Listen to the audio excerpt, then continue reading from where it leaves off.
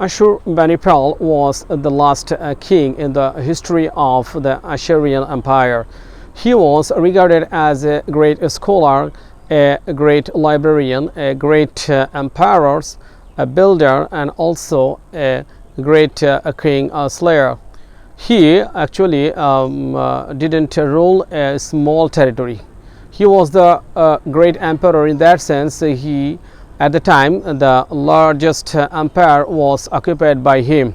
He was at the time called himself that he was the king of the world, and he didn't think himself that as a small king. He was also a brave and also he was a great ruler. I think that he was the great ruler in that sense. At the time, he was undefeated and he got a vast empires, which territories was from the Cyprus to the west and Iran to the east. So he got inherited a vast empire, and also with fighting the neighboring states like the Egypt, Syria, and also the Elams and other states. He gradually occupies and destroys these states and enlarged his vast areas. And he also was regarded as a spy master, because he was doubt about whether the power would come to him or not. That's why he spied against his father, and he deployed some informers, those who were very alert. And what did his father do at the time? His father was a great ruler, Ashurbanipal, and Ashurbanipal didn't understand actually what did the Ashurbanipal was working.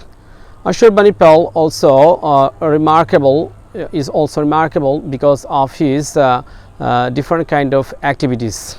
He actually crushes his enemies, and he didn't give the opportunities for the enemies, and whenever the kings were defeated, he beheaded them and destroyed the cities, and he showed his powers. He was also called the responsible for his brother's deaths, because his brother also was a great conspirator. He took the hands with others' enemies. That's why when the Ashurbanipal understood that, he set a fire on the cities inside of his palace. His brother was committed suicides because of being captured for the reasons. He killed himself. So it was also a tragic story for his brother, and he was a great man. In that sense, he made a mega library in the history of the Assyrian, and it is thought that near about 30,000 cuneiform-like books were introduced to the library and collected for introducing the Mesopotamian history and culture. So it was a great contribution for the Ashurbanipals, and he led a very luxurious life. His palace was wonderful looking.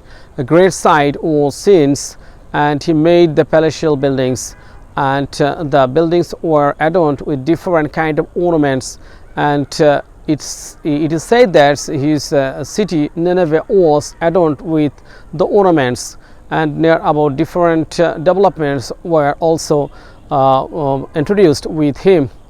And the history of his last times was mystery. Whether he was killed or he was normally dead, it was not sure. And the mystery says that when the Nineveh was destroyed by the Babylonians and other rulers at the time, he was inside of his palace and was brutally killed.